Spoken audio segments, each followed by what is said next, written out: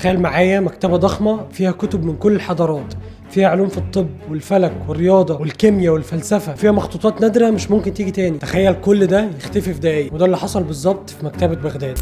مكتبة بغداد أو زي ما هنسميها بعد كده دار الحكمة اتأسست في العصر العباسي، وتحديدا على ايد الخليفة هارون الرشيد. بس حصل ليها ازدهار ملحوظ في عهد ابنه الخليفة المأمون، اللي كان بيحب العلوم والفلسفة وكان متأثر بالحضارة اليونانية، فقرر ان هو يعمل او ينمي المشروع الضخم ده، مكتبة بغداد، اللي هتكون اهم واكبر واشمل مكتبة في وقتها. هتشوف في المكتبة دي ترجمة لعلوم حضارات مختلفة، اليونان، الاغريق، الفرس، الهنود. كمان عمل مراصد فلكية جوه المكتبة، وعمل معامل عشان يتعمل فيها تجارب علمية واستكشافات. هتشوف في المكتبة علماء كبار زي جابر بن حيان في الكيمياء، والرازي في الطب، وابن الهيثم في البصريات، لدرجة ان الخليفة كان عامل ميزانية للمترجمين. اي حد هيترجم كتاب فيه علوم من حضارات مختلفة هياخد بوزن الكتاب ده ذهب. عايزين نعرف ونتعلم اكتر عن علوم وحضارات مختلفة، مكتبة بغداد كانت منارة للعلم. هنروح بعد كده لشتاء 1258 ميلاديا، وقتها هتشوف الدولة العباسية في اضعف حالتها، وكان وجود الخلفاء وقتها وجود سوري بس، لكن السلطة الفعلية والتنفيذية في ايد الوزراء. خليفة المعتصم وقتها جاله خطاب شديد اللهجة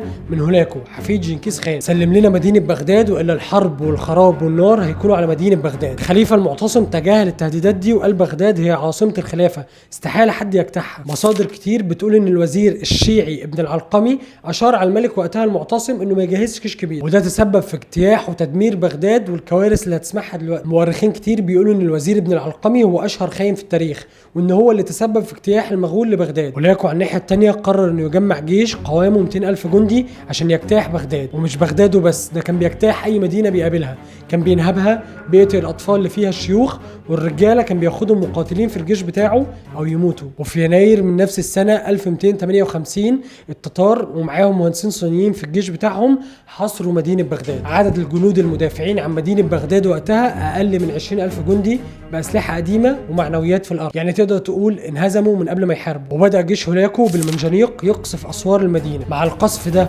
وقطع كل طرق الامدادات، وقعت مدينه بغداد في خلال 12 يوم من الحصار. في 10 فبراير بتحصل الكارثه، 200,000 جندي من التتار بيجتاحوا مدينة بغداد عشان يقتلوا الأطفال اللي فيها والشيوخ والرجال والنساء. دمروا البيوت والمساجد والمستشفيات، كانوا عايزين يمحوا أي معلم من المدينة. الخليفة المعتصم نفسه حطوه في سجادة ولفوها، وبدأ الجنود يركلوه برجليهم لحد ما مات رفسا بالنعال. وهنا بتحصل الكارثة الأكبر، لما وصلوا لمكتبة بغداد ما كانوش فاهمين إيه اللي جوه المكتبة دي أو إيه رمزيتها أو قيمتها، فبدأوا يقطعوا الكتب دي ويرموها في نهر دجلة.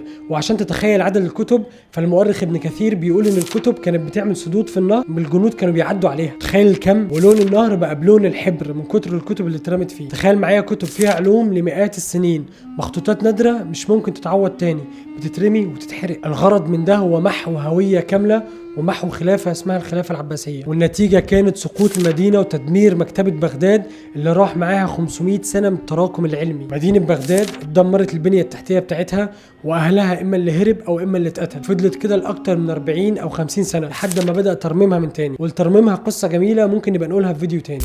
مكتبة بغداد كانت اكبر من ان هي مبنى، كانت رمزية للعلم والاستكشاف والتجربة، وضياعها ما كانش خسارة بس لاهلها او المسلمين، ده كان ضياع لتراث كامل انساني. المؤرخين بيوصفوا تدمير مكتبة بغداد، بيقولوا لقد دمر التتار من الكنوز العلمية ما لم يتم تدميره في اي اجتياح اخر. والسؤال دلوقتي، تفتكر لو مكتبة بغداد كانت لسه موجودة بالترجمة اللي بتحصل فيها والابحاث والتجربة اللي كانت بتحصل فيها واللي كانت هتحصل، تفتكر كان شكل العالم هيكون عامل ازاي؟